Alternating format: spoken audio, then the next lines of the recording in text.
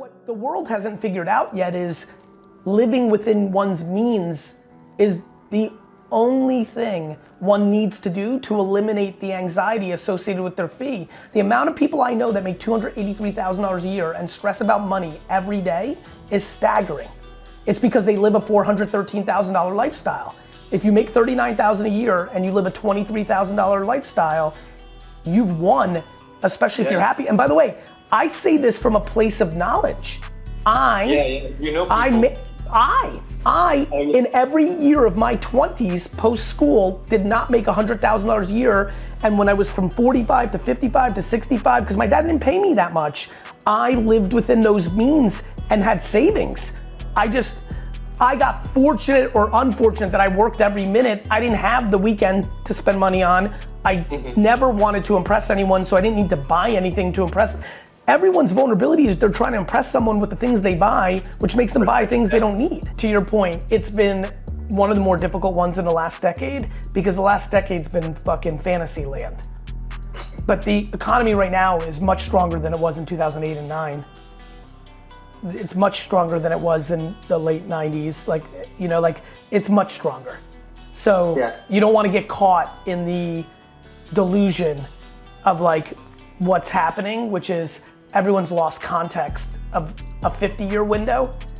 Yes, if you compare it to 4 years ago, it's harder. But it's way easier than it was in 2008 and 9. It got real bad. People are losing jobs, people are unemployed. Yeah. Right now people are just dealing with inflation, but that's almost more just people aren't capable of managing their own money. Yeah. You know what I mean? It's not like you don't have a job, it's just that you continue to have 4 streaming services when you're living paycheck to paycheck, and maybe 2 would be okay. Like Netflix and Hulu's okay. You don't need fucking HBO Max. Yeah, that's putting it into perspective. Yeah, so the reason that's good is now you're like, okay, wait a minute, because now it's like, even though you're like, I'm up for the challenge, it's like, oh shit, it's tough. It's not really tough. It's actually shit. I would actually argue it's way easier. With the way social media is, with the way information is, it's never been easier to be an entrepreneur, even in this softened economy. Yeah.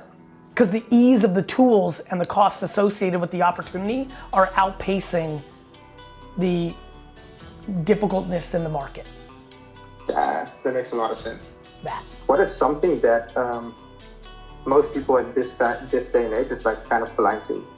Something that you're seeing that's obvious to you, but that other people are just not seeing at the moment. That people's entitlement is destroying their happiness. I just don't understand how we got into this place where everyone thinks everyone owes them something. It's true, and when you say that, I also just kind of feel guilty about it because I know that I have some of that as well. By the way, all of us do. You can't be a human being without expecting things from your parents. Yeah. But boy, oh boy, does that lead to unhappiness. What is the next step? I mean, I'm trying freaking anything, and I'm not in it. I want to make money. I want to be successful. There's no doubt about that. But you want to be happy. I'm not chasing them. Exactly. But I'm not. You don't want to buy the money. Yeah, not everybody wants to buy the jets, right? And by the way, let me actually this call-in show is gonna be great.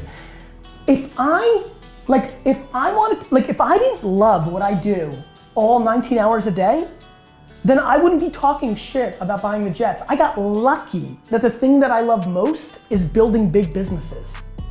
Right. If I loved, being an architect more than anything in life, and that's what I gravitated to, Legos and drawing when I was 6, 7, 9, 12, 13, instead of selling lemonade and selling flowers and selling baseball cards, then I would just be talking about becoming the greatest architect of all time. And that wouldn't have made me trillions, and that would have made me successful and rich, and I get it, but or very honestly, if I was wired, by the way, and this is why you like me so much, if I didn't have the DNA of a salesman and an entrepreneur, I would be a guidance counselor. Right. I live for, do you know how much money I leave on the table by giving you this, by doing what I'm doing right now? I'm leaving a lot of, and by the way, it's not because I'm such a great guy, it's because hearing you say that in the beginning of this call is a greater high for me than any deal I've ever closed in business. And that's not even close, by the way. Having another human being tell you that you're having a positive impact on their life, I promise you this, You're not coming to my funeral because I made $1.7 trillion in my career.